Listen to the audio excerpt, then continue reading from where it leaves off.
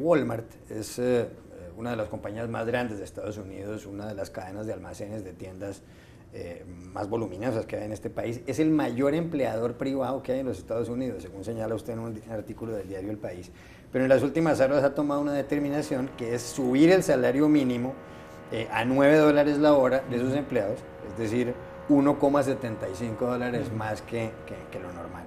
Esto puede beneficiar a casi medio millón de empleados de Walmart. El salario mínimo en Estados Unidos es de 7,25 dólares la hora trabajada. ¿Qué consecuencias puede tener una determinación de esas características a decisión de Walmart? Walmart, la mayor empresa del Fortune 500, que son las empresas más importantes de Estados Unidos, es el mayor empleador privado de Estados Unidos con 1,4 millones de empleados, que se dice pronto. Es el segundo mayor empleador si se tienen en cuenta las instituciones públicas de este país, de la mayor potencia del mundo. Entonces, lo que haga Walmart tiene un efecto arrastre considerable. Lo que pasa es que estas decisiones no se toman porque de repente el nuevo ejecutivo que dirige la compañía tenga buen corazón, se despertó y dijo voy a hacer beneficencia. Evidentemente hay una situación económica detrás en este país que ya no justifica que Walmart esté pagando a sus empleados 7,25 dólares, ¿no?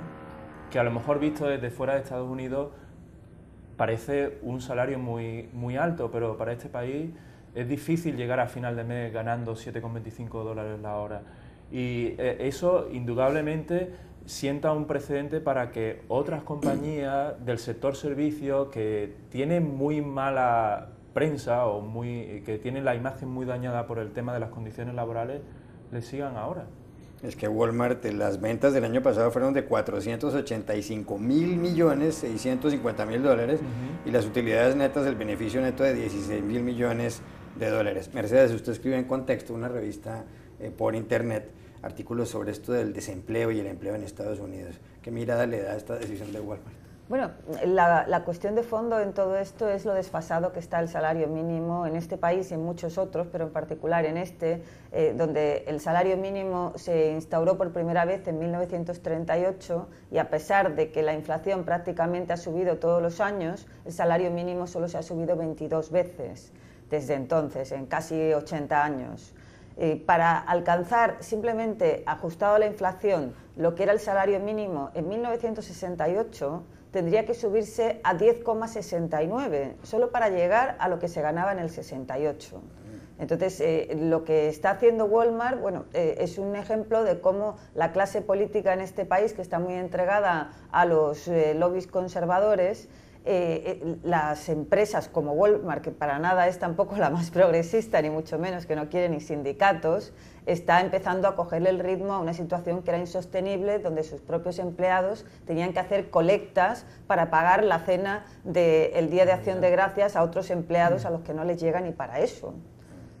El desempleo en Estados Unidos, y aquí quiero hacer una pregunta, está por debajo del 6%, es muy bajo, digamos en comparación con España, donde está por encima del 25%, el desempleo juvenil en España para personas menores de 30 años está por encima del 50%, es decir, una de cada dos personas de menos de 30 años en territorio español no tiene un puesto de trabajo. La pregunta es, ¿por qué razón, y la pregunta se la formulan muchos analistas aquí, ¿por qué razón la popularidad del presidente Barack Obama no es más alta si la situación económica es tan buena y si el desempleo está tan bajo?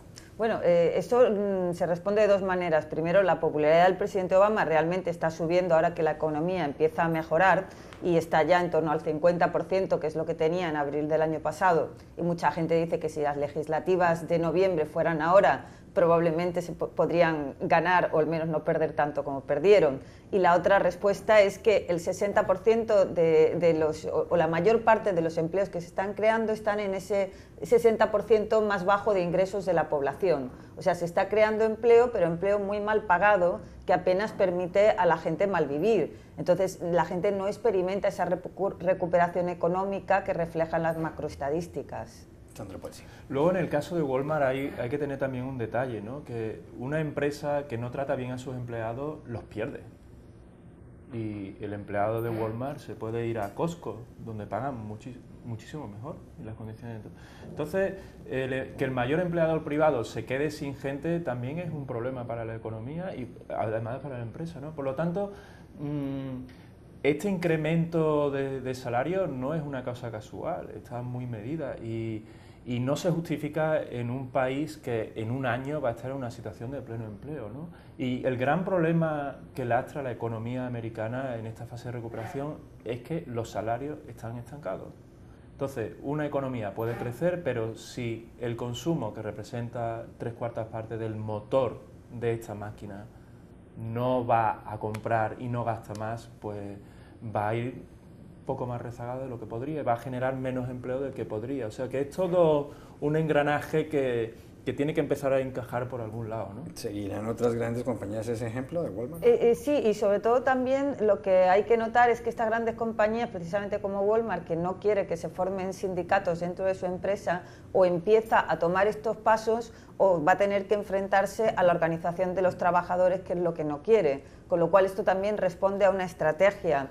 Y una estrategia que funciona diferente en cada estado. Por ejemplo, McDonald's en Nueva York está pagando 8,75 la hora cuando en Seattle tiene que hacerlo ya a 15 la hora. Entonces, cada uno intenta contener la marea de los trabajadores mal pagados como puede. Y esta es la fórmula de Walmart. Pero sería interesante ver estas iniciativas, estén apoyadas o no en el corazón del Ejecutivo, en otros países donde también tienen los mismos problemas y donde también hay cadenas que dan salarios muy bajos, ¿no? Es decir, me gustaría verlo en España o en otros países. Otra cosa que hay que tener en cuenta cuando comparabas el dato del desempleo en España como en Estados Unidos es que el de Estados Unidos, los mismos economistas americanos coinciden en que no es un dato real, de que la forma en la que se contabiliza aquí el desempleo no es comparable a la que se hace en otros países como España y que aquí el desempleo real es más cercano al 15%. Que bueno, que sigue muy lejos del 25% que tenemos en España, ya nos gustaría, ¿no? Y en España también hay una red de apoyo social y familiar que no existe en Estados Unidos. ¿Cuál es la diferencia en la medición? ¿Por qué hay ese desfase? Bueno, en Estados Unidos se hace una encuesta preguntando a la gente si están buscando activamente empleo.